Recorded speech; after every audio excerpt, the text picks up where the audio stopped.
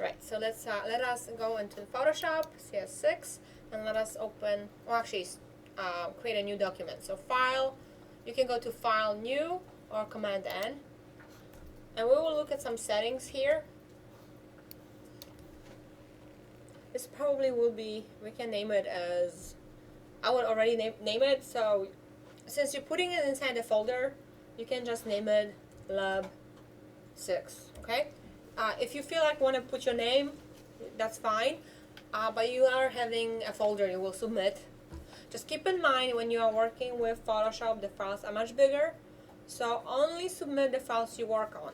So when you work on your book lessons, I only want to see the start and work that you have done, not any extra stuff that they have, okay? So your images will embed into Photoshop, so you don't have to like look for original images, unless you do a smart object, but that's later. So now presets, you have several presets, obviously. The one we're going to be using right now is US Paper. Now you notice when it comes to Photoshop, because you are dealing with pixel-based images, you have to worry about resolution. And the reason why is depending on the printing job you will do, and there's no time to cover this in this class. You will take other classes and you will learn from the printers as well. You need to know different resolutions. The only ones I want you to know for now is for web, it's 72.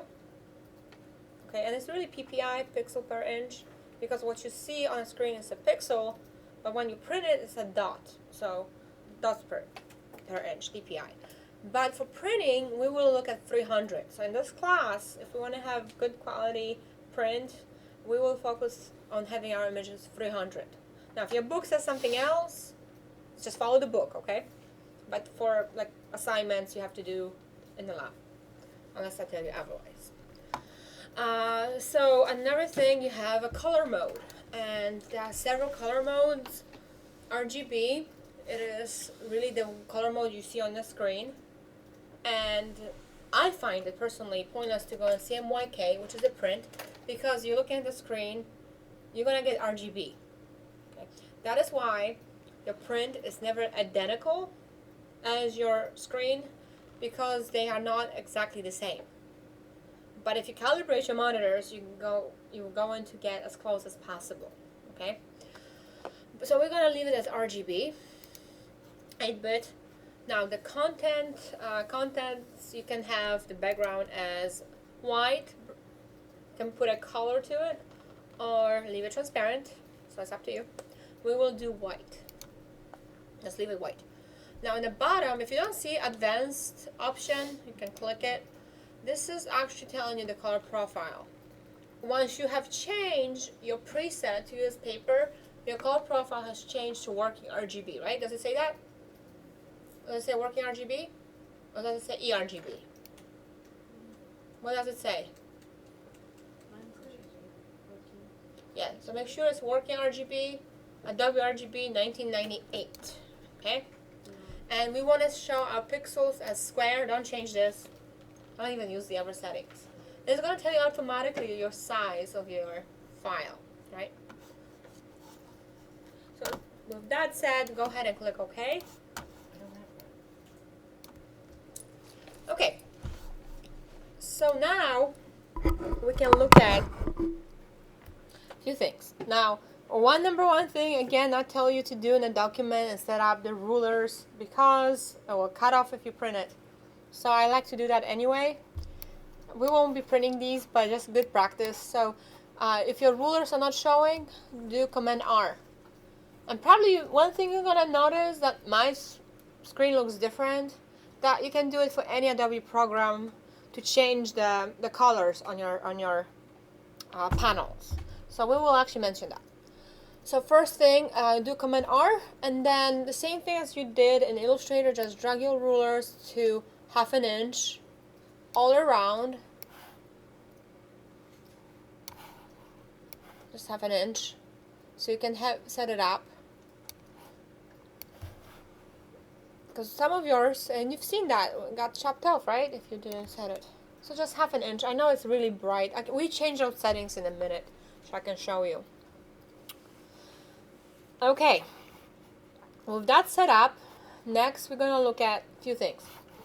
First thing I go to when it comes to Photoshop is preferences, right? So we're gonna click on Photoshop, go preferences, and we can just go ahead and start with general preferences, because you're gonna pull up everything.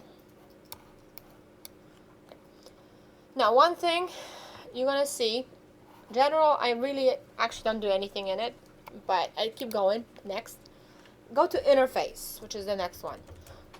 This is the theme. The color theme is the color that you see. That's why my screen is different. So click on different one and see what happens to your screen. So they're all gray. I chose the lightest one because you can see better for you. Now it's up to you which one you use. Gray, it's a good choice because you're dealing with color. So it's up to you which one. If you want to go the darkest, go ahead. But I'll tell you this, on the eyes is the hardest color, is the darkest one when you have the light text. But I usually go, for me personally, I go either the middle, like these. But for this class, I go with the lightest one so you can see it better. Okay. So that's good. Next thing is file handling, and I leave that as default here for now. Performance. I do go to my performance. How many of you you set up your performance in Photoshop? Okay. The reason why you need to, first of all, if you work in Photoshop, the only thing you should have open, unless you're bringing files in from the internet, but really Adobe Bridge, nothing else. Okay. Now, the biggest thing that I like to adjust under my preferences is the history. Okay. Photoshop has only one undo. Undo is redo as well. The same Command Z is undo, redo. You can go step back, and that's called the history. It's going in states, history states. By default, you should have what, 20? That's like 20 I use up in like clicking my mouse 20 times. I mean, it gets used up. So it goes up to 1,000. Do not do 1,000. I don't know why they put it in there. It will slow down your performance. It may crash on you. Like if you have that many issues with a Photoshop file, don't even do it. Right? I usually go around, I don't think I go over 200 because, it goes past even when you save your file. So unless you open the file, it will continue. So I would set it up somewhere between 100 to 200, personally. 20 is never enough, and you'll see how fast that can be used up. Now, anybody ever set up more than 200? I don't think I ever did. Like I said, then you're really over-clicking. Stop over-clicking.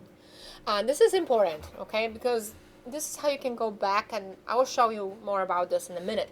But that allows you to go back, kind of like a redo in a way, but it's called step back. So I guess by default, I set it up as 125. So change that.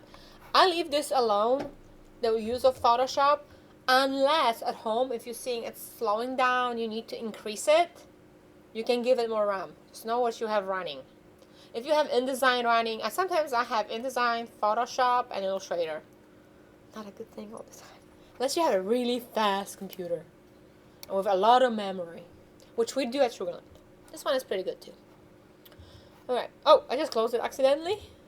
So those watching, I just blinked, I know. And sorry, that was me. Alright, the next thing is cursors, and this is just really a preference, as the preferences say. And you can see what happens when you're doing the painting cursor, more precise, standard. Standard, I never use, I don't know which place to pinpoint. You have the normal brush, full-size brush. I use the normal brush tip as my norm, because it kind of tells me where the center is and how far it goes out, right? And then our cursor, you can go like the color picker. You can go precise, which I think, I know in Illustrator, if you turn on your caps lock, we're doing the precise. Yeah. So I'm gonna leave it standard. So basically, don't have to do anything. I don't change anything. Gamut, units, and rulers. You should have it already set as inches, right? So I'm okay. Now this is another place I go to, specifically depending on the color I work with. Right now my guides are cyan. Can you see my guides on my screen? They're kind of hard to see. So I changed those a little bit, just for my own preference. So just be mindful what colors you put in a document, because you can always change that. Okay. So I'm going to change mine right now to, I guess I have magenta and I have red. It's not the really best one, light blue. See that better, right? Alright. And I can lie and then change this too. Cyan, there. I don't know. I don't care what you change it to. Just make sure that they're all different. Now, another important thing, and actually let me show you something really quick. Don't close anything. I'm going to close it because I want you to see this. So I'm going to do okay, but I'm going to go back. By default, if you ever work with Photoshop, older versions, filter, I do have it turned on. Go to, do okay and go back. Go look at your filters. Mine is already there because I got it set up before for summer class. Do you see artistic on your screen? You don't see it. I do have it because I don't know why. I think it came up with 5.5 version. I could be wrong. Maybe 6. Where they actually disallowed artistic brush filters to be shown. You actually have to enable that. So go back to your preferences. So anytime if you don't see those, always check. Like artistic is missing. This is like one of the original filters in Photoshop. Go to preferences, Photoshop preferences, and then go into your plugins. And guess what? You want to check. Okay, you want to do filters, all. Show all of them. Right? And that's all. And then do okay. Now go back and check if you're showing your filters now. They're showing? And I don't know why they did that, but they did. So this is just basic overview of the preferences. Next thing I do when I set up my document for printing, I go to my color profile. Very important to go to your color profile. And where you're going to find this is under Edit. And so Command-Shift-K is a shortcut. Color Settings. Okay? We already made some changes. So this is what you're going to do because for your projects that you have to print, and you probably be printing 2 projects for Photoshop. You'll be printing the mini project. You don't have to mount the mini project, but you will be printing it, and you'll be printing the final project as well. So one thing you see here is already custom, but if you messed up and you didn't select a WRGB 98, you can do it here. Another thing is the CMYK.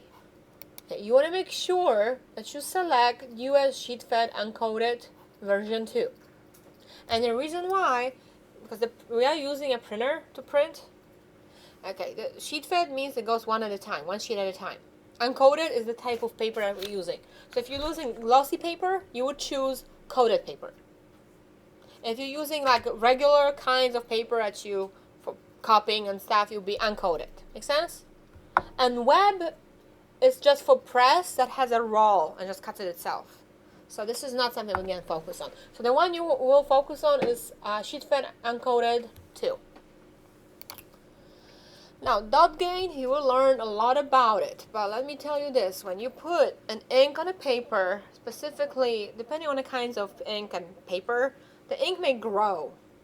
The dots may grow in printing. So you need to compensate for that. And newspaper is like the worst thing. It's like swells up, the paper just, notice newspaper when it rains, you put it water, like it just swells up. So that's what happens to ink.